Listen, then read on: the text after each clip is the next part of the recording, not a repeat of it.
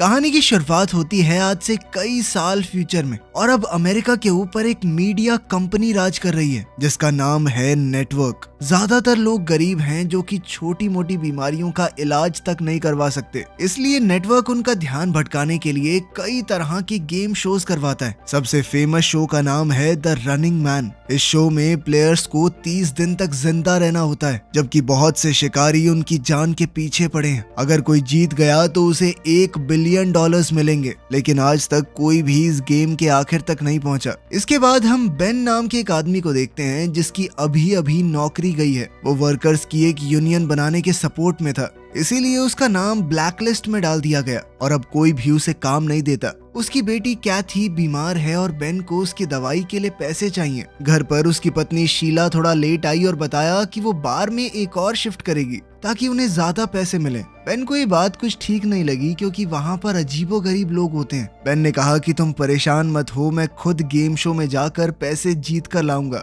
शीला को ये पसंद नहीं आया क्योंकि प्लेयर्स अक्सर बहुत ज्यादा घायल हो जाते हैं। बेन ने कसम खाई कि मैं ठीक रहूंगा, सबसे कम खतरे वाला शो चुनूंगा मैं। अब बेन अपने गरीबों वाले इलाके से निकलकर अमीर लोगों के एरिया की फेंस तक आ गया। उसने गार्ड्स को बताया कि मैं नेटवर्क के एक शो के लिए आया हूँ, तो उन्होंने उसे अंदर जाने दिया। स्टेशन पर गरीब लोगों की लंबी लाइन थी जो सिलेक्ट होने आए थे। अचानक एक बूढ़ा आदमी बहुत बीमार महसूस करने लगा, लेकिन फिर भी पैसों के चक्कर में बेचारा बोलता रहा कि मैं खेल सकता हूँ। आखिर में जब वो गिर ही गया तो बेन ने उसे पकड़ा और मदद के लिए चिल्लाया। गार्ड्स ने बेन को डांटा, कहा कि लाइन से बाहर क्यों गए और उसे पीट कर वापस भेज दिया। फ्रंट डेस्क पर बेन को पता चला कि उसकी फाइल पर वार्निंग लगी हुई है बात ना मानने की वजह से। अब गुस्से में उसने स्क्रीन पर मुक्का मार दिया। फिर वहां से उसे एक ब्रेसलेट देकर एलिवेटर 6 की तरफ भेज दिया गया। वहां उसकी मुलाकात टिम और जेनी से हुई जो उससे दोस्ती करना चाहते थे। सबको यूनिफॉर्म दी गई और फिजिकल टेस्ट हुए, जैसे सीवर में चढ़ना, भागना। बेन ने इस टेस्ट में टिम की काफी मदद की। ब्रेक के दौरान एक गार्ड बेन को सजा देने आया, लेकिन बेन ने बिना डरे उसका हमला रोक दिया। बाद में कई तरह के और भी टेस्ट हुए। बेन के हर एक जवाब में काफी एटीट्यूड दिख रहा था। साइकोलॉजिस्ट ने कहा कि बेन सबसे ज्यादा गुस्से वाला प्लेयर है। जो लोग फाइनल राउंड तक गए उनको रंग बिरंगे जंप सूट मिले। बेन, टिम और जेनी को एक रेड जंप सूट मिला जिसके पीछे टारगेट बना हुआ है, मतलब कि उन्हें रनिंग मैन शो के लिए चुना गया है। इसके बाद बेन प्रोड्यूसर डैन से मिला और कहा कि वो कोई और गेम करना चाहता है। डैन ने उसे $1000 का बोनस दिया ताकि वो अपना मन बदले और कहा कि बाकी शोज में ज्यादा पैसा नहीं मिलता, रनिंग मैन में हर दिन जिंदा रहने पर पैसे मिलते हैं। वैसे भी तुम्हारा नाम ब्लैक लिस्ट में है तो तुम्हें नौकरी तो मिलेगी नहीं। अपने परिवार के बारे में सोचकर बेन ने कॉन्ट्रैक्ट साइन कर दिया। फिर बेन की मुलाकात फैमिली अलायंस के एजेंट से हुई। कॉन्ट्रैक्ट के हिसाब से नेटवर्क बेन के परिवार को सिक्योरिटी देगा। उन्हें सेफ हाउस में ले जाया गया और नकली नाम दिए गए। बेन गेम शुरू करने से पहले अपने परिवार से मिलना चाहता था, लेकिन उसे सिर्फ एक कॉल की ही परमिशन मिली। बेन ने शीला को कॉल की और कहा कि मैं रनिंग मैन शो कर रहा हूँ, चिंता मत करो, जीत कर आऊंगा। रात को बेन को जबरदस्ती एक लग्जरी रूम में रखा गया। एजेंट उसके लिए शीला का दिया हुआ एक एनवेलोप लेकर आया जिसके अंदर एक फैमिली फोटो और उसकी बेटी कैथी का एक छोटा सा मोजा था, उसकी अच्छी किस्मत के लिए। अगली सुबह बेन को एक रनिंग बैंड दिया गया। इस ब्रेसलेट में उसका बचा हुआ टाइम और कमाया हुआ पैसा दिख रहा था। शो शुरू हुआ और होस्ट बॉबी ने बेन को स्टेज पर बुलाया। बॉबी ने भीड़ के सामने झूठ कह दिया कि बेन पहले डिफेंस सिक्योरिटी में काम करता था और देश के सीक्रेट्स बेचता हुआ पकड़ा गया। स्क्रीन पर AI से बनाई हुई एक वीडियो भी चलाई गई। बेन ने इस सब के लिए मना किया, लेकिन बॉबी ने उसकी एक न सुनी। बाकी दुनिया को लगता था कि रनिंग मैन क्रिमिनल्स को सजा देने का एक तरीका है। वो ये नहीं जानते थे कि प्लेयर्स बेचारे मजबूर लोग हैं, अपने परिवार के लिए अपनी जान खतरे में डाल रहे हैं। आम लोगों को भी पैसा मिलता है अगर वो प्लेयर्स की लोकेशन बताएं। जब बॉबी ने बेन से उसके आखिरी शब्द पूछे तो बेन ने बॉबी और ऑडियंस दोनों की बेइज्जती की और कहा कि मैं जिंदा रहूंगा और इस बिल्डिंग को जला दूंगा। सभी प्लेयर्स को इंट्रोड्यूस करने के बाद बॉबी ने रूल्स बताए। सबको $1000 का एडवांस मिला और 12 घंटे का हेड स्टार्ट दिया गया, यानी 12 घंटे तक वो जहां जाकर छुपना चाहें छुप सकते हैं। कोई उनका शिकार करने नहीं आएगा। 5 शिकारियों को अगले दिन भेजा जाएगा। सभी प्लेयर्स को रोज कम से कम 10 मिनट का वीडियो रिकॉर्ड करना है। और फिर उस टेप को आधी रात से पहले डब्बे में डालना होगा। अगर टेप नहीं डाली तो पैसे बंद हो जाएंगे, लेकिन उनका शिकार चालू रहेगा। फिर तीनों प्लेयर्स को अलग अलग एलिवेटर से एक अंधेरे कमरे में भेजा गया। वहाँ बेन को कैमरा, थोड़े पैसे और नॉर्मल कपड़े मिले। बेन ने कपड़े बदले और बिल्डिंग से बाहर निकल गया। उसने जल्दी से एक टैक्सी ली। ड्राइवर ने उसे पहचान लिया और सेल्फी मांगी। बेन ने जब मना किया तो ड्राइवर गुस्सा हो गया। उसने कहा कि लोगों से अच्छा बर्ताव करो वरना तुम्हारी लोकेशन रिपोर्ट कर देंगे। वैसे भी पैसे मिलते हैं उस चीज के। जल्द ही बेन गाड़ी से उतर गया और भागना शुरू किया। आखिर में बेन एक खाली बिल्डिंग में पहुंचा जहां उसका पुराना दोस्त मॉली रहता था, जो ब्लैक मार्केट के लिए चीजें बनाता है। बेन ने उससे 2 फेक आईडी और एक गन मांगी। मॉली इस बात पर बहुत गुस्सा हुआ क्योंकि बेन अभी गेम का हिस्सा है, लोग उसे ढूंढ रहे हैं। क्यों आए हो मेरे पास? मेरे बिजनेस को खतरे में डालना है क्या? थोड़ी बहसबाजी के बाद और कैथी के बारे में सुनकर मॉली ने मदद कर दी। बेन ने अपना हुलिया बदला और उसी तरह की फेक आईडी ले ली। मॉली ने उसका सामान भी सूटकेस में रखा ताकि वो एक बिजनेसमैन लगे। मॉली ने अपने दोस्त को समझाया कि गरीब इलाकों से दूर रहना, क्योंकि गरीब लोग पैसों के चक्कर में तेरी रिपोर्ट कर देंगे। ऐसी जगह पर जाइयो जहाँ पे ज्यादा लोग हों। मॉली ने यह भी कहा कि अगर इतनी दिक्कत थी तो बता देता, मैं तुझे अपना असिस्टेंट रख लेता, लेकिन अब अगर तुझे जिंदा रहना है तो गेम जीतनी होगी। सुबह बेन ट्रेन स्टेशन गया। हर जगह तीनों प्लेयर्स के पोस्टर्स लगे हुए थे।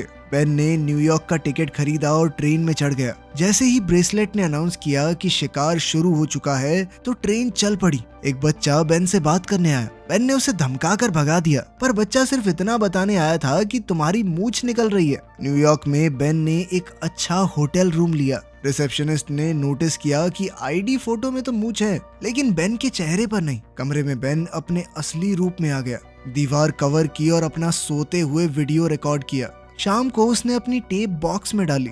आधी रात को ब्रेसलेट ने बताया कि उसका पहले दिन का बोनस मिल गया है। उधर शिकारियों ने मॉली को पकड़कर टॉर्चर किया जब तक उसने फेक आईडी वाला नाम नहीं बताया। अगले दिन शिकारी बेन के कमरे में घुस गए और उसे गोली मार दी, लेकिन उसी वक्त बेन की आंख खुली और उसे समझ आया कि ये बस एक बुरा सपना था। टीवी पर दिखाया गया कि कैमरा टिम को फॉलो कर रहा है। टिम एक दुकान में क्लर्क के साथ फ्लर्ट कर रहा था। जैसे ही वो बाहर निकला, हंटर्स ने उसे आसानी से ढूंढ लिया और सीधा उसके सर पर गोली मारी। इसके बाद बेन ने 3 दिन के लिए और रूम रेंट किया। उसने अपना सारा सामान एक नॉर्मल बैग में डाला और खिड़की से नीचे कचरे के कंटेनर में फेंक दिया। फिर वो बिल्कुल नॉर्मल तरीके से होटल से बाहर निकला, अपना बैग उठाया और बॉस्टन जाने के लिए बस पकड़ ली। बॉस्टन में उसने एक गरीब आदमी से कुछ पुराने कपड़े और हॉस्टल के कमरे की चाबी खरीद ली। बेन चुपके से हॉस्टल के अंदर घुस गया और लिफ्ट में चढ़ गया। उसने ये नहीं देखा कि लिफ्ट के ऊपर आउट ऑफ सर्विस का साइन लगा हुआ था। लिफ्ट बीच में ही अटक गई दूसरे फ्लोर से पहले। बेन को अब जैसे तैसे बाहर निकलकर तीसरे फ्लोर तक पहुंचना पड़ा, जहां उसका कमरा है। कमरे की अलमारी के डब्बे में उसे एक च्युइंगम, सिगरेट और एक ग्रेनेड मिला। उसने अपना वीडियो रिकॉर्ड किया और ब्रेसलेट ने उसे याद दिलाया कि टेप बॉक्स में डालनी है, लेकिन बॉक्स के पास बहुत लोग खड़े थे। बेन नहाने के लिए तैयार हुआ और कॉमन बाथरूम की तरफ गया। बॉक्स के बारे में सोचते हुए अचानक से उसे याद आया कि बाहर खड़े लोगों में से एक चेहरा जाना पहचाना सा है। वो एक शिकारी है और अब सारे शिकारी ऊपर आ रहे हैं। किसी ने बाथरूम का दरवाजा खोल दिया और बेन छुप गया। अब वो शिकारी तीसरे फ्लोर पर पहुंचा और कमरे चेक करने लगा। शिकारी के जाते ही बेन बाथरूम में घुस गया और उसने कोशिश की कि खिड़की से देखे बाहर चल क्या रहा है, लेकिन खिड़की बंद थी। अपने बैग के बिना यहाँ से निकलना मुमकिन नहीं है। बेन ने दीवार से एक लोहे की रॉड खींचकर निकाली और जल्दी से शीशा तोड़ दिया। उसने गम की मदद से शीशे के टुकड़े रॉड पर चिपका दिए। अब कॉरिडोर में बेन शीशे की मदद से शिकारियों की पोजीशन चेक करता हुआ जा रहा था। अब शिकारी उसके कमरे में जाने ही वाले थे, लेकिन बेन चुपके से सीढ़ियों पर चढ़ गया और जोर से चिल्लाया, अरे वो टीवी शो वाला बंदा दूसरे फ्लोर पे भागा है, कोई पकड़ो उसे। और वो खुद नीचे जाने की बजाय ऊपर भागा और छत पर पहुंच गया। वहां से वो चमकते हुए साइन की केबल पकड़कर नीचे उतरने लगा। वो अपने कमरे तक पहुंचा और खिड़की तोड़कर अंदर घुस गया। खिड़की टूटने की आवाज सुनते ही शिकारी भी वापस आ गए। बेन ने जल्दी से कपड़े पहने और अपना सामान उठाया। जैसे ही बाहर खड़े शिकारी दरवाजे पर गोली चलाने लगे, बेन खिड़की से कूद गया और दूसरी केबल पकड़ ली। साइन अचानक झुकने लगा। तभी बेन ने देखा कि नीचे एक शिकारी उसके गिरने का इंतजार कर रहा है। बेन के पास अब कोई रास्ता नहीं है, इसीलिए वो पास के एक कमरे की खिड़की तोड़कर अंदर घुस गया। नेटवर्क का ड्रोन अभी भी उसे फॉलो कर रहा था। बेन ने कॉरिडोर में भागना शुरू कर दिया और शिकारी उस पर गोली चला रहे थे, जल्द ही बेन लिफ्ट तक पहुंचा, ड्रोन को पकड़ा और लिफ्ट के कंट्रोल पैनल पर जोर से दे मारा। रिकॉर्डिंग बंद हो गई और लिफ्ट दोबारा काम करने लगी। लॉबी में एक शिकारी ने उस पर हमला कर दिया। बेन ने तुरंत ग्रेनेड उठाया और छत के होल से ऊपर फेंक दिया। इससे जबरदस्त धमाका हुआ और लिफ्ट सीधा बेसमेंट में गिर गई। अब बेन के पास सिर्फ एक माचिस बची है। ज्यादा रोशनी के लिए उसने एक मैगजीन जला दी। चलते चलते गलती से एक रस्सी जल गई और आग और ज्यादा फैल गई। अब शिकारी कॉरिडोर में थे, इसलिए बेन ने फर्नीचर खींचकर दरवाजा ब्लॉक कर दिया और चूहों के पीछे सीवर में चला गया। अब शिकारियों ने अंधाधुंध गोलियां चलाई और एक गैस पाइप पर लग गई, जिसके बाद बेसमेंट में जबरदस्त धमाका हुआ। आग टनल में भी आ गई, इसलिए बेन को सीवर के पानी में कूदना पड़ा। पूरी बिल्डिंग ब्लास्ट में उड़ गई। बेन जब सड़क पर निकला तो उसे स्टेसी नाम का लड़का मिला। बेन ने उसे धमकी दी कि अगर किसी को बताया तो तू बचेगा नहीं, पर स्टेसी ने कहा कि मैं तो तुम्हारी मदद करना चाहता हूँ। बेन ने ब्रेसलेट चेक किया तो उसे पता चला कि ब्लास्ट में बहुत सारे लोग मरे हैं, जिस वजह से उसे पैसा भी बहुत सारा मिला है। थोड़ी देर बाद स्टेसी अपने भाई ब्रैड के साथ वापस आया। ब्रैड बेन को अपने घर ले गया और खाना खिलाया। ब्रैड के घर में भी एक बीमार बच्चा है, पर उसने मदद के बदले पैसे लेने से मना कर दिया क्योंकि वो नेटवर्क के खिलाफ था। उनके पैसे नहीं चाहिए थे उसे। ब्रैड ने बेन को अपना सीक्रेट वीडियो रूम दिखाया, जहां वो रनिंग मैन के एपिसोड्स का एनालिसिस रिकॉर्ड करके ऑनलाइन डालता है। जो प्लेयर्स पकड़े जाते हैं वो सब पब्लिक में दिखते हैं, इसीलिए सबसे जरूरी है बिल्कुल छुपे रहना। ब्रैड चाहता है कि बेन उसके साथ छुप कर रहे और आखिरी दिन का प्लान बनाए ताकि वो जीत सके। अगली सुबह बेन को उस इलाके में होने वाली बुरी चीजों के बारे में पता चला, जिनके बारे में सरकार कुछ नहीं कर रही, बस उन्हें छुपा रही है। गुस्से में बेन ने एक वीडियो बनाई और लोगों को बताया कि सरकार उनके बच्चों को मार रही है। जो सत्ता में बैठे हैं किसी की चिंता नहीं है उनको। बाद में शो के दौरान बॉबी कुछ बच्चों के साथ है और उसने बताया कि ब्लास्ट में मरने वालों के ये अनाथ बच्चे हैं। उसने बेन की टेप को इस तरह एडिट करके चलाया मानो बेन इन बच्चों का मजाक उड़ा रहा हो। बेन ने समझाने की कोशिश की कि ये सब नकली है, लेकिन ब्रैड की माँ को बहुत गुस्सा आ गया और उसने बेन को घर से निकाल दिया बिना उसकी बात सुने। ब्रैड और स्टेसी फिर भी बेन की मदद करना चाहते हैं। वो उसे गाड़ी की डिग्गी में छुपा कर ले गए। सब कुछ नॉर्मल चल रहा था, लेकिन तभी अचानक से डिग्गी पर गोली लगी क्योंकि 2 बाइक्स उनका पीछा कर रही थी। बेन ने ट्रंक खोलकर एक औजार बाइकर के चेहरे पर फेंका, जो कि वहीं गिर पड़ा। दूसरे बाइकर्स अभी भी गोली चला रहे थे। बेन फिर से ट्रंक में छुप गया और ब्रैड ने गाड़ी रोक दी। बाइकर्स टाइम पर नहीं रुक पाए और गाड़ी से टकरा गए। अब ब्रैड ने गाड़ी चलाकर दोनों को कुचल दिया। इसके बाद ब्रैड ने बेन को शहर के बाहर छोड़ दिया, साथ ही उसे एक बंदूक और अपने दोस्त एल्टॉन का एड्रेस दिया।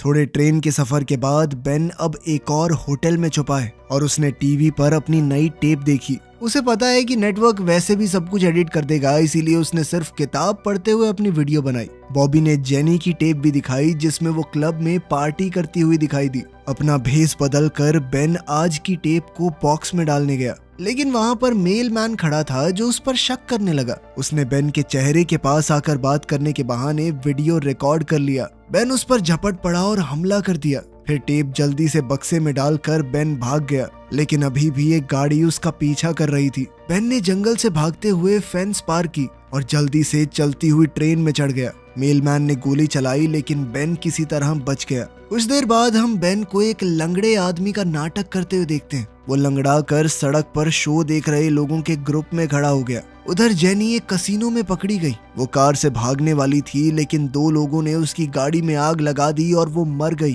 कुछ देर बाद बेन आखिरकार एल्टॉन से मिला। एल्टॉन अपनी माँ के साथ रहता है। उसने बताया कि माँ की दिमागी हालत ठीक नहीं है, इसीलिए उनके ऊपर ज्यादा ध्यान मत देना। एल्टॉन बेन को अपने खुफिया कमरे में ले गया, जहां उसने नेटवर्क के खिलाफ पैम्फलेट प्रिंट किए। उसके पापा पुलिस में थे, पर सिस्टम के खिलाफ बोलने पर उनके ही लोगों ने उन्हें मार दिया। तब से एल्टॉन भी एक बागी बन गया। उसने बेन को बताया कि पूरे देश के स्ट्रीट लैंप्स में स्कैनर्स लगे हुए हैं जो डीएनए के छोटे से छोटे निशान को भी पहचान लेते हैं, इसलिए बेन को जमीन के नीचे छुपना चाहिए। उसके पिता ने कोल्ड वॉर के समय एक बंकर बनाया था, तो एल्टॉन चाहता है कि बेन वहां पर छुप जाए और गेम जीत ले। फिर जब तुम जीत कर सुर्खियां बटोरोगे तो अपने साथ हमारा रेबल न्यूज लेटर प्रिंट करना, ताकि लोगों तक हमारी बात पहुंच सके। बेन ने रात खुफिया कमरे में गुजारी और अपनी टेप रिकॉर्ड की। सुबह जब वो टेप डिलीवर करने गया तो एल्टॉन की माँ ने उसे देख लिया। उसने तुरंत बेन को पहचान लिया और रिपोर्ट करने की कोशिश की,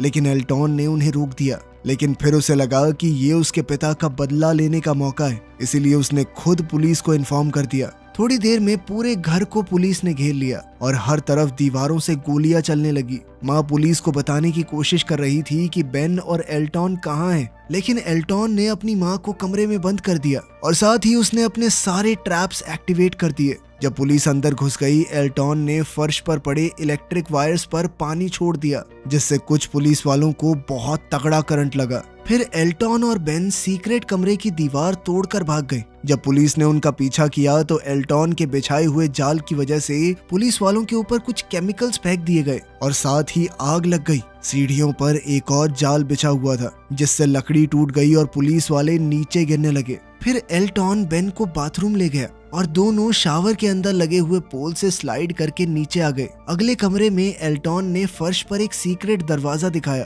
और दोनों जल्दी से एक टनल में नीचे उतरे, लेकिन वहाँ एक शिकारी पहले से मौजूद था और उसने एल्टॉन को चाकू मार दिया। फिर वो बेन पर हमला करने लगा। लड़ाई हुई और बेन के हाथ पर कट लग गया, लेकिन उसने दुश्मन से हथियार छीन लिया। एल्टॉन ने चाकू पकड़कर शिकारी के पैर पर वार किया, जिससे वो गिर पड़ा। तब शिकारी को डैन का कॉल आया, जो बेन से बात करना चाहता है। बेन ने पूछा कि तुम्हारे पास इतनी टेक्नोलॉजी है तो पूरा शो फेक क्यों नहीं कर देते। डैन ने बताया कि तुझे क्या लगता है, हमने कोशिश नहीं की, लेकिन कंप्यूटर से बने लोग असली लोगों जितने एंटरटेनिंग नहीं होते, उनकी अलग अलग पर्सनैलिटी नहीं होती। फिर डैन ने बेन से कहा कि शिकारी को मार दे ताकि ड्रोन उसे रिकॉर्ड करे और रेटिंग बढ़े। बेन ने इस बात से मना कर दिया और सीधा ड्रोन को ही गोली मार दी। इसके बाद एल्टॉन और बेन एक गाड़ी के साथ दरवाजा तोड़कर बाहर निकले। वो जंगल की तरफ पहुंच गए, लेकिन एक हेलीकॉप्टर उनका पीछा कर रहा था। एल्टॉन ने बेन से कहा कि मुझे छोड़कर भाग जाओ और जल्दी से शेल्टर तक पहुंचो, लेकिन तभी अचानक हेलीकॉप्टर से स्नाइपर ने एल्टॉन के सर पर गोली दाग दी। दो शिकारियों ने बेन को घेर लिया, लेकिन उन्हें गोली चलाने की परमिशन नहीं थी, क्योंकि ऑर्डर ये है कि उसे जिंदा पकड़कर कैमरा के सामने मारना है। गाड़ी में बम लगे हुए थे तो बेन ब्रिज पर गाड़ी चलाकर कूद गया। गाड़ी एक शिकारी से टकराकर ब्लास्ट हो गई। बेन नदी में गिर गया और ब्रेसलेट में एक और शिकारी को मारने का बड़ा बोनस मिला। गांव और खेतों के बीच से होते हुए बेन बंकर की जगह पहुंचा, लेकिन पता चला कि सरकार ने वहां पर नया शहर बनाने के चक्कर में बंकर तोड़ दिया था। बेन ने खाली घर में रात गुजारी और उसे अपने परिवार का सपना आया, जिसने उसे अपनी गेम को कंटिन्यू करने की ताकत दी। जब पुलिस उस घर तक पहुंची तो उन्हें बेन की नई टेप मिली और साथ ही एक मैसेज भी कि इसे मेल कर देना। सड़क पर बेन ने जो पहली गाड़ी देखी उसका शीशा तोड़कर वो अंदर घुस गया। उसने ड्राइविंग सीट पर बैठी एमिलिया नाम की लड़की को धमकी दी कि जल्दी से गाड़ी चलाओ। वहीं ड्रोन्स और पुलिस उनका पीछा कर रहे थे। बहुत सी गाड़ियों से बचने के बाद एमिलिया अचानक से उल्टे रोड पर मुड़ गई, जिससे वो थोड़ी देर के लिए बच गए। सफर के दौरान एमिलिया बेन को गालियां दे रही थी, एक नंबर के घटिया आदमी हो तुम। लेकिन फिर बेन ने उसे अपने परिवार की फोटो दिखाई और बताया कि कैसे नेटवर्क फेक वीडियोस का इस्तेमाल करता है हमारी सच्चाई छुपाने के लिए। अचानक से गाड़ी का एआई हैक हो गया और वो साइड में लग गई। दो शिकारी अपने ट्रक में बेन को पकड़ने के लिए आए, लेकिन एक ड्रोन ने उन पर फायरिंग की और उनका ट्रक भी ब्लास्ट हो गया। इसका मतलब था कि डैन बेन को जिंदा रखना चाहता है ताकि शो और ज्यादा दिलचस्प हो जाए। टीवी पर एक फेक वीडियो दिखाया गया जिसमें एमिलिया मदद के लिए चिल्ला रही है। अब एमिलिया बेन की बात समझ गई। दोनों आगे बढ़े और सड़क के किनारे लोग उनका सपोर्ट करते हुए दिखे। आखिर में उन्हें रोड ब्लॉक मिला जहां शिकारी लीडर खड़ा था। बहुत से ड्रोन्स रिकॉर्ड कर रहे थे तो बेन ने ऐसा नाटक किया कि मेरे पास बम है और वो नेशनल टीवी पर सभी सिविलियंस को मार देगा। उसने प्लेन और 2 पैराशूट मांगे और वहीं शिकारी को डील मान लेने का ऑर्डर मिला। एयरपोर्ट पर बेन ने एमिलिया से कहा कि तुम चाहो तो जा सकती हो, लेकिन एमिलिया ने मना कर दिया क्योंकि वो सच देख चुकी है। प्लेन में बेन ने शिकारियों के लीडर से मास्क हटाने को कहा। उसने एक बार को तो मना कर दिया, लेकिन जब डैन ने ऑर्डर दिए तो उसे मास्क हटाना पड़ा और कैमरा ने इवान के चेहरे को रिकॉर्ड किया। बेन समझ गया था कि ये पायलट्स भी आम तो नहीं होंगे, ये भी उसे मारना ही चाहते हैं। उसने कहा कि इस प्लेन को कनाडा ले चलो वरना उड़ा दूंगा इस प्लेन को। फ्लाइट के दौरान बेन ने इवान को बहुत सी बुरी भली चीजें कही कि तुम मासूम लोगों को मारते हो, शर्म नहीं आती तुम्हें। दोनों लड़ने वाले थे तभी एमिलिया बम के डर का ड्रामा करने लगी। तब स्क्रीन पर डैन आया और बताया कि प्लेन स्कैन हो चुका है, कोई बॉम्ब नहीं है, हमें पता है। अब इवान बेन पर गोली चलाने ही वाला था, लेकिन तभी पायलट्स ने उस पर बंदूक तान दी। डैन ने इवान को डांटा क्योंकि वो बेन को एक बढ़िया तरीके से मारना चाहता है। फिर डैन ने अकेले में बेन को एक डील दी, अगर बेन इवान और सभी पायलट्स को मार दे तो वो नया शिकारी बन सकता है और हर साल उसे करोड़ों रुपए मिलेंगे। लेकिन बेन ने मना कर दिया। तब डैन ने उसे एक वीडियो दिखाई जिसमें उसकी पत्नी शीला और बेटी कैथी को शिकारियों ने मार दिया था। ये देखकर बेन पागल सा हो गया। वो चीख पड़ा और गुस्से में लैपटॉप तोड़ दिया। एमिलिया ने अपनी स्क्रीन ऑन की और देखा कि बॉबी बेन के परिवार की क्लिप दिखा रहा है। वो बोल रहा था कि शिकारियों ने उससे चिढ़कर सारे रूल तोड़ दिए, उसके परिवार को मार दिया। अब पूरी ऑडियंस बेन के साथ थी। एक पायलट ने ये समझकर बंदूक उठाई, लेकिन बेन ने पहले ही उसे गोली मार दी और उसे शील्ड की तरह इस्तेमाल किया जब दूसरा पायलट उस पर गोलियां चला रहा था। लड़ाई छिड़ गई और अब बेन पागलों की तरह सबको मारने लगा। इस सब में प्लेन भी थोड़ा आउट ऑफ कंट्रोल हो गया और नीचे गिरने लगा। बहुत कोशिशों के बाद बेन ने बंदूक वापस ली और शिकारी के सर में गोली दाग दी। नेटवर्क वालों ने प्लेन का कंट्रोल भी अपने हाथ में ले लिया और वो फिर से सीधा उड़ने लगा। बाद में बेन ने इवान को ढूंढा जो एक हैच में छुपा हुआ था। उसने भी अचानक से हमला बोल दिया। दोबारा लड़ाई छिड़ गई। बेन ने गुस्से में इवान का सर एक शीशे पर दे मारा। इवान ने टूटे हुए शीशे का टुकड़ा लेकर बेन के पेट में मार दिया और बताया कि मैं भी पहले एक प्लेयर था, 29 दिन तक जिंदा रहा था, इसीलिए नेटवर्क ने मुझे डील दी कि शिकारी बन जाऊं। इवान ने बताया कि नेटवर्क जरूरत पड़ने पर तुम्हारे परिवार को टॉर्चर तक कर सकता है और जो भी फुटेज तुमने देखी है मुझे नहीं पता, वो सब नकली होगी। अब तक समझे नहीं हो क्या? अब इवान बेन को गोली मारने ही वाला था, तभी प्लेन अचानक से मुड़ गया, जिस वजह से गोली एक खिड़की में जा लगी और अब प्लेन तेजी से नीचे गिरने लगा। इवान ने फिर बेन को मारने की कोशिश की, लेकिन बेन समझ गया कि उसने पैराशूट चुरा लिया है। बेन ने हैंडल खींचा और पैराशूट खिड़की में अटक गया। इसी मौके का फायदा उठाकर बेन ने चाकू से इवान को मार दिया। इसके बाद बेन ने एमिलिया को एलियट का रिबेल न्यूज़लेटर से भरा हुआ बैग दिया और दरवाजा खोलकर उसे पैराशूट के साथ बाहर भेज दिया। ड्रोन ने एमिलिया का पीछा किया तो उसने ड्रोन को गाली दी और न्यूज़लेटर हवा में छोड़ दिए। टीवी पर डैन ने अनाउंस किया कि बेन नया शिकारी बन गया है। बेन ने कैमरा से बात की और ऑडियंस को बताया कि नेटवर्क सोसाइटी को कंट्रोल करता है, इसलिए असली जवाब ये होगा कि लोग देखना ही बंद कर दें और पावर में बैठे लोगों के खिलाफ लड़ाई छेड़ दो। तभी नेटवर्क ने सिग्नल काट दिया और डैन ने तुरंत एडिटिंग की जिसमें ऐसा लग रहा था कि बेन जानबूझकर प्लेन को लोगों के ऊपर गिराने वाला है। ऑडियंस ने देखा कि प्लेन स्टेशन के पास आया और अचानक आसमान में ब्लास्ट हो गया। कुछ समय बाद ब्रैड ने एपिसोड का एनालिसिस किया और बताया कि कहानी में बहुत सी गलतियां हैं, इसलिए जो दिखाया गया है वो सच नहीं होगा। लोग गुस्सा हो गए और प्लेन का ब्लैक बॉक्स निकाला, जिससे असली वीडियो ऑनलाइन लीक हो गई। बेन की स्पीच और एलियट के न्यूज़लेटर की वजह से सोसाइटी ने रेवोल्यूशन को सपोर्ट किया